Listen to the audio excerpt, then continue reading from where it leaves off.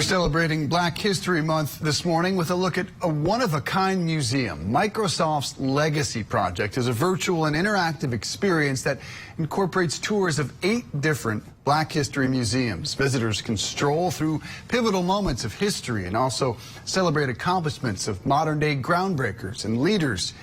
Here with us today to give us details about the experience is Averett, Senior Manager of Microsoft's Diversity and Inclusion Community Program and creator of the Legacy Project. Good morning to you. So museums are a tough sell for the kids today. The digital generation, they don't have any time for it.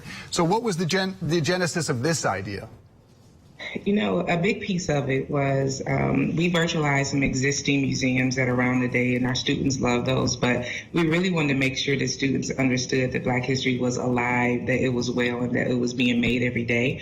So that's why we decided to create something that was engaging, that was interactive, that could also celebrate some amazing game changers who are doing some amazing things today. We're seeing some slides here of the virtual project. Take me through it. How do we get in? And just describe the project, what people will see when they enter it. Yeah, absolutely. When you enter the lobby, there's 2 sides. We have a history side, and then we also have kind of the heart of the Legacy Project, which is our honoree side.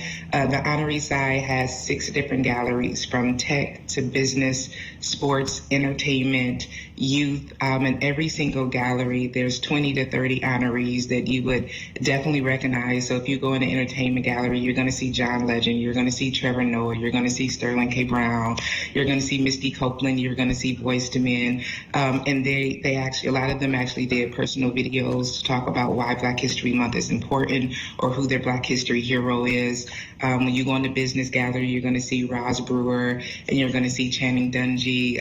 It's really interactive and engaging. So every single gallery highlights just some amazing folks who are doing some amazing things today. And then on our history side, we teach everyone really, because the museum is open for everyone, about Africa and its wonders. We have an amazing virtual walkthrough of Black Wall Street and the Tulsa Massacre.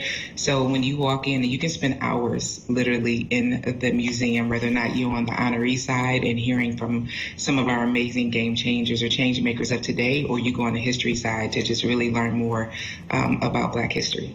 I have to admit, I was talking about the younger generation. I'm talking about me. I don't really love museums. This is my kind of museum. It's an interactive experience that I can see, that I can hear, that I can feel. And to touch on those sports and entertainment experiences, could you elaborate on some of the voices we will hear, the people that are involved with the project?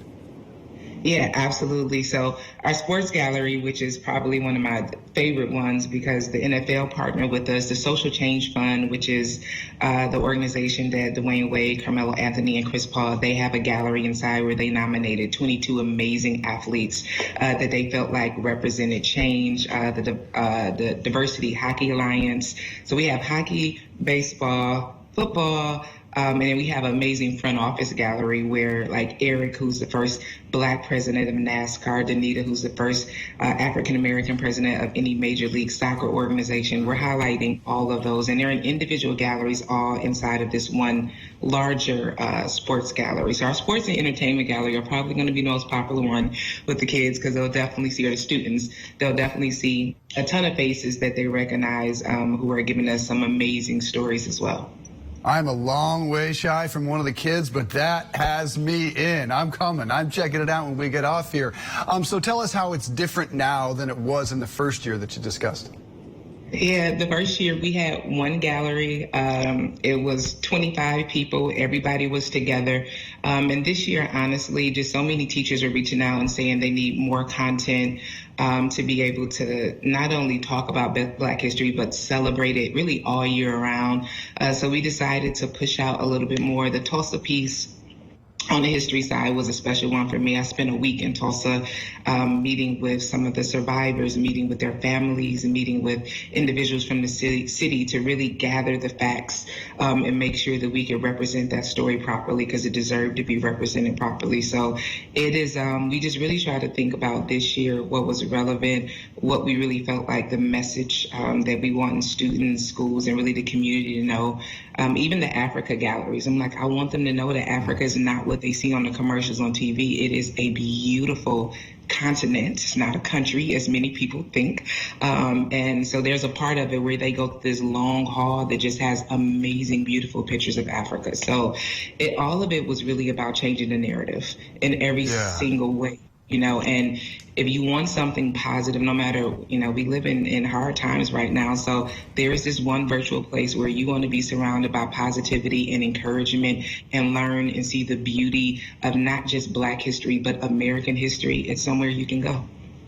I'm glad you touched on that, because we are in such divisive times and we're seeing bomb threats at HBCUs. How important is this moment in particular to teach our kids this history, that MLK Day is not just a day off of school, it's so much more than that? Yeah, you know what, and that probably, when we first started, even the museums, we wanted young people to understand that, sometimes what they see becomes what they believe about themselves, right? Or it makes them think differently. So we understand that exposure is so important, not only to young people, but really to anyone. So the more we expose them to, the more we teach them, the more we enlighten them, it becomes a part of them. They believe that they can do something because now they see that somebody else has done it. So when we come to days even like Martin Luther King Day, or even when we talk about Black History Month, I'm hoping that young people or people all over, again, it changes the narrative of what they think, if they're African American or Black, about what they think about themselves, if they're not, about what they think about our amazing, beautiful race and culture. And I hope it challenges people to do more and be better. And ultimately, I want people to walk away and ask themselves, what is my legacy going to be? You see all these people who are doing amazing things, whether or not it is John Lewis, who is in our gallery, or if it's MLK, or if it's Dwayne Wade and it's John Legend. Whoever it is, they are doing amazing things that are changing the world and the community and making it better for other people. And I want other people to leave and have that same mindset that they too can do something to change the world. Good stuff. Shai Averett, Senior Manager of Microsoft's Diversity and Inclusion Community Program and creator of the Legacy Project. Highly recommend you all check it out. Thanks so much for your time.